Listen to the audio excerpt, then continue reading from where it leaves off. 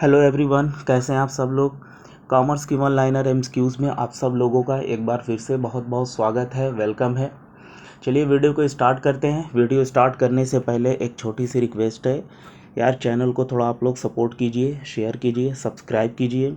और किसी और टॉपिक पे अगर आप लोगों को एमसीक्यूज़ चाहिए तो आप उस चैप्टर को, उस टॉपिक को कमेंट कर दो। मैं उससे रिलेटेड जितने भी एमसीक्यूज़ बन सकते हैं वो आपके साथ में शेयर करने की कोशिश करूँगा। चलिए वीडियो को स्टार्ट करते हैं और देखते हैं आज का पहला क्वेश्चन हमारा क्या है। प्रश्न नंबर 1 है, English system of book keeping किसके द्वारा प्रतिपादित की गई। यानी कि इंग्लिश सिस्टम एक बुक थी, वो किसके द्वारा लिखी गई थी, इसके रचयिता कौन थे। तो इससे पहले थोड़ा बहुत समझ लेते हैं कि 1494 में आपको याद होगा लुकास पैसियोली नाम के एक एक गणितज्ञ थे और दर्शन शास्त्री थे। क्वेश्चन एक बनेगा कि लुकास पैसियोली का रिलेशन किससे था, किस सब्जेक्ट से था। तो वो एक गणितज्ञ के साथ साथ एक दर्शन शास्त्री भी थे। तो 1494 में उन्होंने डी कंप्यूटी सेट स्क्रिप्चर्स नाम की एक पुस्तक लिखी थी, ठीक है। और वो पुस्तक जो है शायद वो इटली लैंग्वेज में या वहाँ की लोकल लैंग्वेज में रही होगी। उसके बाद 1543 में 1543 में कैसिल नाम के एक व्यक्ति ने इसकी पुस्तक का इंग्लिश में अनुवाद किया था, ठीक है, 1543 में। लेकिन उसके बाद एक ऐसी पुस्तक प्रकाशित की गई जो टोटली शुरू से ही वो इंग्लिश में थी। उसको प्रकाशित करने वाले हमारे एडवर्ड जोन थे। कौन थे? Edward zone. Option number D हमारा राइट आंसर हो जाएगा। और इस पुस्तक को जब प्रकाशित किया गया था तो वो सन था 1795, ठीक है। एडवर्ड जोन्स ने English system of book keeping का प्रकाशित किया था और 1795 में इस पुस्तक का प्रकाशन हुआ था। और पहली बार दोहरा लेखा प्रणाली के बारे में जो भी ये पुस्तक आई थी वो टोटली पहली बार इंग्लिश में प्रकाशित की गई। तो ऑप्शन नंबर डी हमारा राइट हो जाएगा। क्वेश्चन नंबर 2 कह रहा है, दोहरा लेखा प्रणाली की सहायक पुस्तक इनमें से कौन है। तो आइए देखते हैं कि ऑप्शन में हमारा क्या कह रहा है। ऑप्शन में हमारी रोजनामचा है, बी खाता बही, सी विक्रय बही और डी उपयुक्त सभी। तो दोहरा लेखा प्रणाली की सहायक पुस्तक का मतलब ये सेकेंडरी बुक के बारे में बात कर रहा है। हमारी प्राइमरी लेवल की जो बुक होती है वो होती है जनरल और बुक कीपिंग, यानी कि रोजनामचा होती है और खाता बही होती है। लेकिन सहायक पुस्तक में आपकी परचेज बुक आ जाएगी, परचेज रिटर्न आएगी, सेल बुक होगी, सेल्स रिटर्न बुक होगी, बिल्स पेबल होगी, बिल्स रिसीवेबल होगी और मेन जनरल होगा। तो दोहरा लेखा प्रणाली की सहायक पुस्तक के बारे में यहाँ पे क्वेश्चन में पूछ रहा है। तो इसके अकॉर्डिंग हमारा आंसर नंबर सी हो जाएगा। ऑप्शन नंबर सी हमारा राइट हो जाएगा। यानी कि सेल्स बही ये हमारी एक प्रकार की सहायक पुस्तक है, न कि मुख्य पुस्तक है। तो ऑप्शन नंबर सी हमारा राइट हो जाएगा। प्रश्न नंबर 3 कह रहा है, दोहरा लेखा प्रणाली का अर्थ क्या है, यानी कि डुअल एंट्री सिस्टम की मीनिंग क्या है। आइए देखते हैं ऑप्शन में क्या क्या है। ऑप्शन नंबर ए है, एक लेनदेन के दो पक्षों की प्रविष्टि होती है। बी है, पुस्तकों के दो जगह प्रविष्टि होती है। सी है, दो वास्तविक खातों में प्रविष्टि। और डी है, पुस्तकों के एक ही सेट्स में दो प्रविष्टियाँ। दोहरा लेखा प्रणाली यानी डुअल एंट्री सिस्टम का जो कंसेप्ट है वो प्रविष्टि एक ही होती है, ठीक है। बस उसके पक्ष दो होते हैं, जैसे कि प्रत्येक डेबिट का एक क्रेडिट होगा और प्रत्येक क्रेडिट का एक डेबिट होगा, ठीक है ना। उनको दो जगह या तीन जगह नहीं लिखना है, या इसमें रियल अकाउंट का ये सब तो ऑप्शन कहीं से ध्यान में रखने लायक नहीं है। बस हमको ये ध्यान में रखना है कि लेन देन एक ही होगा, बस उसके जो अमाउंट को ये पक्षों में जो है उसको दो जगह लिखा जाता है। जैसे आप कोई असेट्स खरीदते हो जनरल बनाते टाइम, तो आप उसमें क्या करते हो, कि machine account DR to cash. तो ठीक है, इतना करने के बाद आप अमाउंट यहाँ पर भी लिखते हो और क्रेडिट में भी लिखते हो, ठीक है। यानी कि प्रत्येक डेबिट का समकालीन एक क्रेडिट है और प्रत्येक क्रेडिट का एक डेबिट है।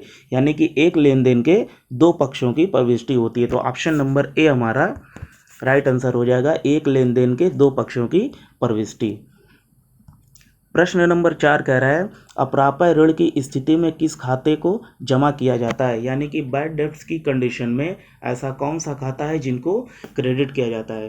तो अप्राप्य ऋण के बारे में जान लेते हैं कि अप्राप्य ऋण होता क्या है।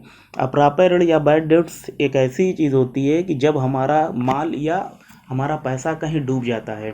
जैसे अगर किसी पार्टी से हमको 10,000 रुपया लेना था और पार्टी ने हमको 8,000 रुपया ही पेमेंट किया और काफ़ी रोज़ हो गए, काफ़ी दिन गुजर गए, तो हम ये मान लेते हैं कि वो हमारा पैसा डूब गया है। तो ऐसे डूबे हुए पैसे को हम अकाउंटेंसी में बैड डेब्ट्स के नाम से जानते हैं। तो इस कंडीशन में जो हमारा देनदार का खाता होता है यानी डेटर का जो खाता होता है ये क्रेडिट होता है, ठीक है, क्योंकि बैड डेब्ट्स या अप्राप्य ऋण ये डेबिट होता है। नॉमिनल अकाउंट हमारा ये कहता है कि जो भी लॉस होता है, ठीक है, या जो भी एक्सपेंसेस होता है इसको हम पीएल में या ट्रेडिंग में एज ए सिचुएशन जो भी आइटम होता है पीएल का या ट्रेडिंग का, तो इसको हम डेबिट साइड में शो करते हैं।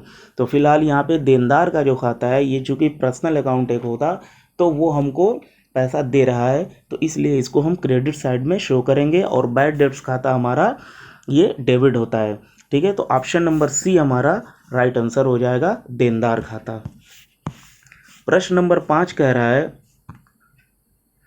जिस बही में समस्त व्यापारिक लेन देन को सबसे पहले या सर्वप्रथम सुव्यवस्थित ढंग से लिखा जाता है उसे क्या कहा जाता है। तो इजी क्वेश्चन है कि सबसे पहले जो व्यापारिक लेन देन या व्यापारिक सौदों को लिखा जाता है उसको हम रोजनामचा के नाम से जानते हैं यानी जनरल के नाम से जानते हैं। तो ऑप्शन नंबर बी हमारा राइट आंसर हो जाएगा, ठीक है। एक क्वेश्चन यहाँ से बनता है कि व्यापारिक लेन देन या पुस्तपालन की प्रारंभिक प्रविष्टि को क्या कहते हैं, जहाँ पे प्रविष्टि होती है उसको रोजनामचा कहते हैं। और अगर क्वेश्चन में ये पूछ दे कि पुस्तपालन की अंतिम प्रविष्टि किसको कहते हैं या पुस्तपालन की अंतिम प्रविष्टि करने को क्या कहा जाता है, तो उसको खाता बही कहा जाता है, लेजर कहा जाता है, ठीक है। फिलहाल क्वेश्चन के अकॉर्डिंग हमारा option number B right answer है। प्रश्न नंबर 6 कह रहा है ऐसी प्रविष्टियां जिसमें 2 या 2 से अधिक खाते सम्मिलित होती हैं वो प्रविष्टियां क्या कहलाती हैं या ऐसी प्रविष्टियों को क्या कहा जाता है। जब भी ऐसा क्वेश्चन है कि जब एक खाते में 2 या 2 से अधिक प्रविष्टियां शामिल हो, जैसे कि माल बेचा, पैसे प्राप्त किए और उसमें कुछ हमको डिस्काउंट मिला, तो जब एक या एक से अधिक खाते उसमें आ जाते हैं तो ऐसी प्रविष्टियों को हम ज्वाइंट एंट्री कहते हैं यानी कि संयुक्त प्रविष्टि के नाम से जाना जाता है। Option number B is the right answer. प्रश्न नंबर 7 कह रहा है कि रूढ़िवादिता की प्रथा के अनुसार अंतिम रहतिया का मूल्यांकन किस पे किया जाता है। तो रूढ़िवादिता की प्रथा के बारे में मैंने अपनी पिछली वीडियो में बहुत सारा एक्सप्लेनेशन किया हूँ, अभी फिर एक्सप्लेन कर दे रहा हूँ कि रूढ़िवादिता की प्रथा हमको ये बताती है कि फ्यूचर में आपको लाभ हो या ना हो इसका कोई मसला नहीं है, लेकिन अगर आपको लग रहा है कि इन फ्यूचर आपको हानि होने वाली है या आपके पैसे डूबने वाले हैं या किसी प्रकार से व्यापार का लॉस होने वाला है, तो प्रेजेंट टाइम में ही इसका आप लेखा कर लीजिए, ठीक है। यानी हानियों को आप ज़रूर अपलिखित कर लीजिए, भले आपने लाभ को किया हो या ना किया हो। तो उसी में रूढ़िवादिता की ही प्रथा में ये बताया गया है कि रहतिये का मूल्यांकन उस पे किया जाएगा जिस पे जब बाजार मूल्य या लागत मूल्य जब दोनों में कोई कम होगा तभी रहतिये का मूल्यांकन किया जाएगा। तो ऑप्शन नंबर बी हमारा राइट आंसर हो जाएगा, ठीक है। बाजार मूल्य और लागत मूल्य जो दोनों में से कम होगा उसी पे रहतिये का मूल्यांकन किया जाएगा, ये रूढ़िवादिता की प्रथा के अनुसार है। प्रश्न नंबर 8 कह रहा है व्यापार के स्वामी द्वारा अपने एजेंट को बिक्री हेतु चालान पर भेजा गया माल कौन सा खाता डेबिट होगा। मतलब कोई व्यापारी है जिसने अपनी बिक्री के लिए एजेंट को माल को दिया है, ठीक है, और इसमें पूछ रहा है कि कौन सा खाता इसमें डेबिट होगा। तो इजी है कि जब व्यापार से हमारा माल जा रहा है, परचेज जा रहा है यानी हमारा गुड्स जा रहा है, तो व्यापार से हमारी संपत्ति जा रही है, तो ये खाता हमारा क्रेडिट होगा रियल अकाउंट के अकॉर्डिंग। और कंसाइनमेंट खाता यानी कि प्रेषित माल जो होता है कंसाइनमेंट, ऑप्शन नंबर डी है, ये हमारा राइट आंसर हो जाएगा। प्रेषित माल जो होता है ये अपना डेबिट हो जाएगा, ठीक है, और परचेज जो हमारा वो क्रेडिट हो जाएगा। Option number D is the right answer. प्रश्न नंबर 9 कह रहा है किसी व्यापार में व्यापारी की पूंजी में वृद्धि होने पर कौन सा खाता क्रेडिट किया जाएगा।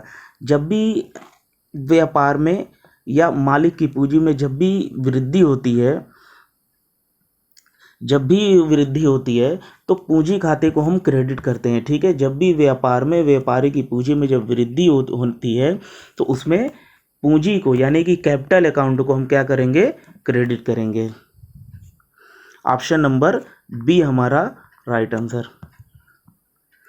प्रश्न नंबर 10 कह रहा है एक व्यापारी द्वारा पुराना फर्नीचर का नगद विक्रय करने पर कौन सा खाता डेबिट होगा। देखिए, क्वेश्चन को उलझाने के लिए ऐसे लाइनों का यूज़ किया जाता है, ऐसे वर्ड का यूज़ किया जाता है कि एक व्यापारी द्वारा पुराने फर्नीचर। देखिए, पुराना फर्नीचर हो नया फर्नीचर हो, हमको इससे मतलब नहीं है। हमको तो बस ये पकड़ना है कि फर्नीचर एक अस्थाई संपत्ति है जो व्यवसाय में इसलिए लाई जाती है ताकि इसका लंबे समय तक उपयोग करने के बाद, यूज़ करने के बाद इससे हम प्रॉफिट कमा सकें, लाभ कमा सकें। ठीक है, तो प्रश्न हमारा सिर्फ यही आप समझो कि फर्नीचर था, हमने उसको नगद बेच दिया यानी नगद विक्रय कर दिया, तो कौन सा खाता डेबिट होगा। यानी फर्नीचर को नगद बेचा, तो यानी कि एक संपत्ति हमारे व्यापार से जा रही है और एक संपत्ति हमारे व्यापार में आ रही है। और रियल अकाउंट ही हमारा ये कहता है कि जब व्यापार में संपत्तियां आएँ तो उसको डेबिट की जाए और जाएँ तो क्रेडिट की जाए। तो आइए ऑप्शन देखते हैं कि ऑप्शन हमारा क्या क्या कह रहा है। ऑप्शन देख लेते हैं एक बार। Option number A cash account है, ऑप्शन नंबर ए हमारा नगद खाता है, बी है फर्नीचर खाता, सी स्वामी का खाता, डी कोई नहीं। यानी कि फर्नीचर को नगद हमने बेचा है तो यानी कि हमारे पास पैसा आ रहा है और हमारा फर्नीचर जा रहा है। तो इसके अकॉर्डिंग हमारा option number A is the right answer, यानी कि कैश जो है हमारा डेबिट हो जाएगा। ठीक है, ऑप्शन नंबर ए राइट आंसर। प्रश्न नंबर 11 कह रहा है कि डेविड को 9,900 रुपये दिए। यानी कोई डेविड नाम का बंदा था, उसको मैंने 9,900 रुपया दिया। डेविड ने बोला कि 100 रुपये आपको मैं छूट देता हूँ, यानी कि डेविड ने 9,800 रुपये ही मुझसे लिए। तो इस कंडीशन में कौन सा खाता डेबिट किया जाएगा। तो यहाँ पर दो खाते प्रभावित होंगे, एक तो डेबिट आएगा, तीन खाते, एक तो डेबिट आएगा, एक तो डिस्काउंट होगा और एक तो कैश होगा। तो सबसे पहले हम क्वेश्चन को समझ लेते हैं कि क्वेश्चन में क्या पूछना चाह रहा है। डेबिट को 9,900 रुपये दिए और डेबिट ने मुझको 100 रुपये की छूट दी, तो इसमें कौन सा खाता डेबिट होगा। यानी कि डेबिट यहाँ पर पैसा पा रहा है, तो सबसे पहले तो डेबिट पैसा जब पा रहा है तो इसके अकॉर्डिंग डेबिट को हम डेबिट करेंगे। 100 रुपये की छूट प्राप्त की यानी कि टू डिस्काउंट, उसके बाद टू कैश। ठीक है, यानी कि डेबिट पैसा पा रहा है तो डेबिट को डेबिट करेंगे, पर्सनल अकाउंट के अकॉर्डिंग पाने वाले को डेबिट करेंगे। और डिस्काउंट हमको मिल रहा है यानी कि ये हमारे व्यापार की एक इनकम है, तो हमारा नॉमिनल अकाउंट ये कहता है कि जब भी व्यापार में हमारी इनकम बढ़े या आय हो तो उसको हम क्रेडिट करते हैं। और कैश को क्रेडिट इसलिए करेंगे क्योंकि व्यापार से हमारी संपत्ति यानी कि नगद यानी रोकड़ हमारे व्यापार से जा रहा है। ठीक है, तो डेबिट का खाता इसमें हम डेबिट करेंगे और टू डिस्काउंट और टू कैश का खाता हम इसमें क्रेडिट करेंगे। तो ऑप्शन नंबर बी हमारा राइट आंसर हो जाएगा, क्योंकि डेबिट ही जो है पैसा पा रहा है। आप ऑप्शन नंबर बी राइट। प्रश्न नंबर 12 कह रहा है कि लेन देन की संक्षिप्त व्याख्या को क्या कहा जाता है। यानी कि जब हम जनरल एंट्री बनाते हैं, माल खरीदा, माल बेचा, सोहन से पैसा प्राप्त हुआ, मोहन को पैसा दिया, अकरम से माल खरीदा, मोहन को माल बेचा, इस तरीके की कोई भी हम एंट्री जब करते हैं जनरल में तो उसके नीचे हम नरेशन लिखते हैं और नरेशन हमको ये बताता है कि हमारी एंट्री में क्या हुआ है। ठीक है, तो इस नरेशन को हम क्या बोलते हैं, अभिलेखन बोलते हैं दोस्तों। ठीक है, ऑप्शन नंबर सी हमारा राइट आंसर हो जाएगा। नरेशन को हम अभिलेखन बोलते हैं, ऑप्शन नंबर सी। प्रश्न नंबर 13 है कल्पित को किया गया नगद विक्रय डेबिट किया जाएगा। ठीक है, यहाँ पर ये नहीं पूछा है कि कल्पित को किया गया नगद विक्रय किस खाते में डेबिट किया जाएगा। सीधा सीधा प्रश्न में सिर्फ ये पूछा गया है कि कल्पित को किया गया नगद विक्रय, ठीक है, डेबिट किया जाएगा। लेकिन यानी कि कल्पित को कुछ बेचा गया है, अब क्या बेचा गया ये तो नहीं मालूम है, लेकिन वो डेबिट किया जाएगा। किससे डेबिट किया जाएगा, यानी कि पैसा हमारे पास आ रहा है और उसके अलावा कोई भी अगर संपत्ति होगी या माल होगा, कुछ भी होगा, वो हमारे व्यापार से जा रहा है। ठीक है ना, तो इसके अकॉर्डिंग हम करेंगे। और प्रश्न नंबर 13 का ऑप्शन नंबर ए हमारा राइट आंसर हो जाएगा, यानी कि रोकड़ खाते में कल्पित को किया गया नगद विक्रय डेबिट किया जाएगा रोकड़ खाते में। ठीक है, क्वेश्चन को आप अगर ऐसे नहीं समझ पा रहे हो तो फौरन एंट्री करके आप उसका उसी का लेजर बना लो, तो आपको मालूम हो जाएगा कि किस खाते में कौन डेबिट किया जाएगा और किस खाते में कौन क्रेडिट किया जाएगा। तो नगद विक्रय किया गया है तो कैश, अगर कैश डीआर टू सेल की एंट्री बनेगी तो विक्रय जो है डेबिट किस में किया जाएगा, तो कैश का जब हम लेजर बनाएंगे, कैश का जब हम ऐसे लेजर बनाएंगे तो सेल को हम डेबिट करेंगे, क्योंकि कैश हमारा डेबिट था तो सेल को हम डेबिट करेंगे। तो इसके हिसाब से विक्रय खाता जो है हमारा नगद खाते में ये डेबिट हो जाएगा। ठीक है, तो ऑप्शन नंबर ए हमारा राइट आंसर हो जाएगा। ठीक है, बढ़ते हैं अगले क्वेश्चन की तरफ। प्रश्न नंबर 14 है, सामान्यतः पूंजी पर ब्याज को मानना चाहिए।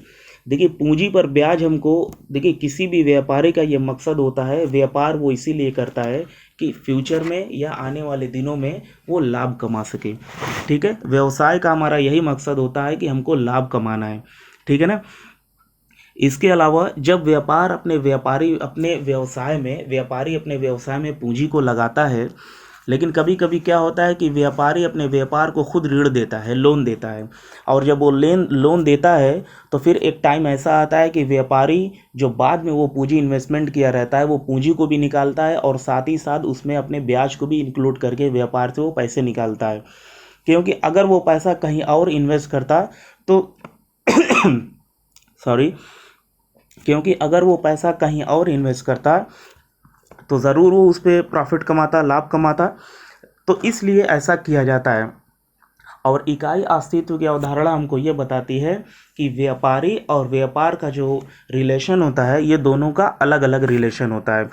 तो सामान्यतः पूंजी पर जो ब्याज है उसको हम लाभ का विनियोजन मानना चाहिए, यानी कि option number A is the right answer होगा, लाभ का विनियोजन। ये हमारा एक व्यय नहीं है, न कि संपत्ति है, न कि प्राप्ति है, बस बल्कि लाभ कमाने के उद्देश्य से ही हमने पूंजी को इन्वेस्टमेंट किया था।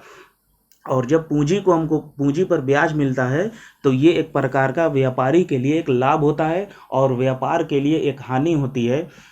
तो इसलिए इसको हम पीएल अकाउंट में डेबिट साइड में इंटरेस्ट ऑन कैपिटल के नाम से दिखाते हैं और बैलेंस शीट के लायबिलिटी में कैपिटल में इंटरेस्ट ऑन लोन को ऐड कर देते हैं। तो ऑप्शन नंबर ए हमारा राइट आंसर हो जाएगा। चलते हैं नेक्स्ट क्वेश्चन की तरफ। चैनल को यार थोड़ा सब्सक्राइब कर दो दोस्तों, शेयर करो, और जो चैप्टर से रिलेटेड आपको एमसीक्यूज़ चाहिए आप वो चैप्टर का नाम मेरे कमेंट बॉक्स में कमेंट कर दो। मैं कोशिश करूँगा कि उस पर जो भी एमसीक्यूज़ बन सकता है मैं उस पर एमसीक्यूज़ आपको बना करके शेयर कर दूँगा। ठीक है, थोड़ा सपोर्ट करो ताकि मुझे भी मज़ा आए वीडियो बनाने में, और जब थोड़ा मज़ा आएगा तो फिर तो और अच्छा लगेगा वीडियो बनाने में। ठीक है, तो सब्सक्राइब करो, शेयर करो और कमेंट ज़रूर किया करो क्वेश्चन को लेकर के, या चैप्टर ही कम से कम बता दो तो मैं उस पर आपको एमसीक्यूज़ देने वाला हूँ। ठीक है, चलते हैं अगले क्वेश्चन की तरफ। प्रश्न नंबर 15 हमारा कह रहा है कि डेबिट बराबर होता है क्रेडिट के।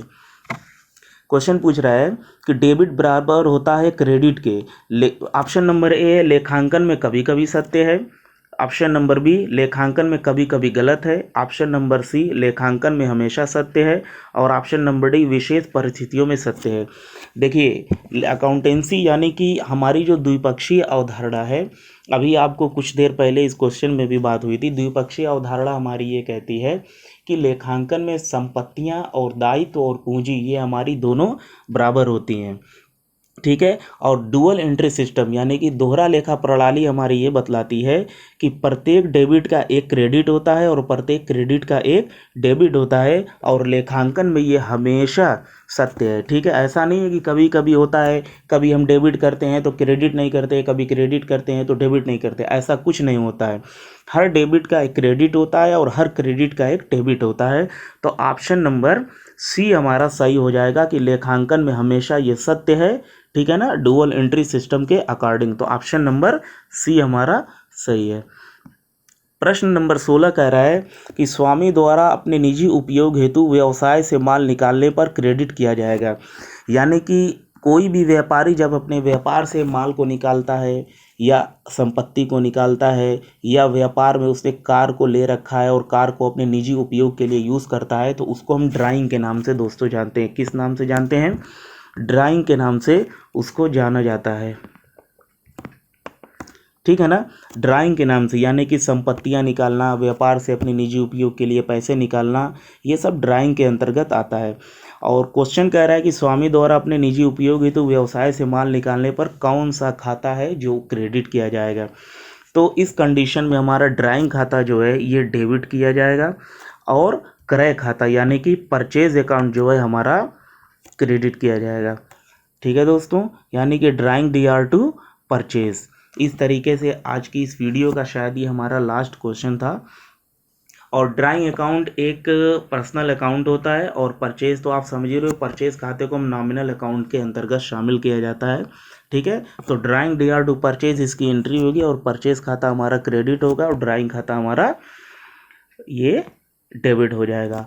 तो आज की इस वीडियो में बस इतना ही। बस चैनल को आप थोड़ा सपोर्ट करो दोस्तों, ऐसे ही मैं एमसीक्यूज़ लेके आता रहूँगा और मिलते हैं नेक्स्ट वीडियो में अच्छे क्वेश्चन के साथ। ठीक है, थैंक यू।